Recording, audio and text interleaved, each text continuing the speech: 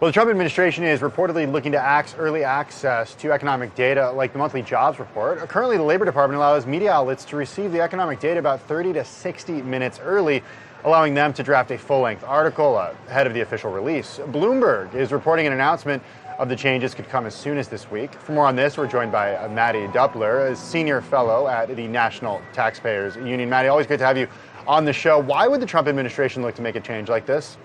Yeah, that's a good question. It's not clear to me what problem the administration is trying to solve here. You mentioned that reporters get the data ahead of time. Now, that's not a leak. That's an opportunity for reporters to talk to Department of Labor, economists, or other resources, make sure that they have their stories straight. This is extremely important, not only for people like me who pay really close attention to that data, but for the average American who doesn't pay close attention to that data, but needs to know the top line numbers and wants to know them in real time. Reporters having the context when they file those stories is so important to make sure that they're getting the story right.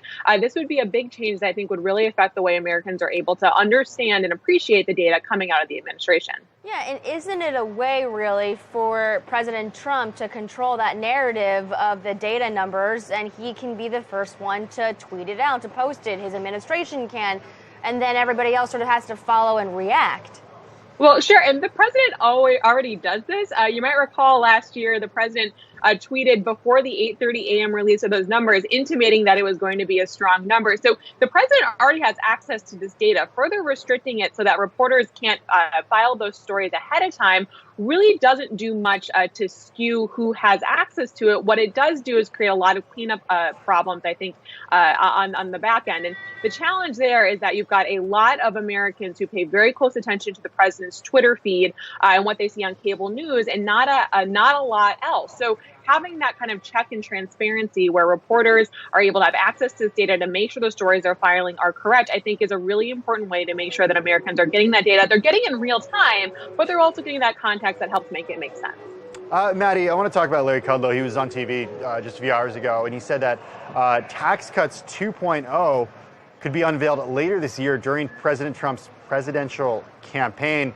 This coming just days after we learned that the budget deficit in 2019 topped $1 trillion. It grew by 17% from 2018 to 2019. It would have grown by more, but the Fed lowered interest rates 3 times, thereby making the government's debt actually cheaper. Last year was the first calendar year since 2012 that the deficit topped $1 trillion. Mattie, I know you worked hard to get these tax cuts passed. When are they going to pay for themselves? Okay, a couple things here. One, Larry Kudlow teased this Tax Cuts 2.0 at National Taxpayer Union's, my organization's dinner last year. So this is a conversation the administration has been having for quite some time now. Now, when it comes to paying for tax cuts, I think that tax cuts should be revenue neutral. We should not be hiking the deficit in order to create a better tax code. But when you look at what's happened over the past couple of years, you are right. The circumstances certainly have changed how the tax cut has interacted with the economy. Now, we are talking today about a signing of a phase 1 U.S.-China trade deal. The trade deal, of course, is a product of tariffs and a lot of downward pressure on the economy over the last 2 years. I think it's obvious that the consequence of that is that the Tax Cut and Jobs Act was implemented in an environment that was not the environment it was anticipated to be implemented in. That means that there was Trump brought that on himself, though, right? I mean, he's the one who put the tariffs Listen, we all on. know who's responsible for the tariffs, and that the tariff man himself believes that those are an appropriate tool. But I think it's equally as important to recognize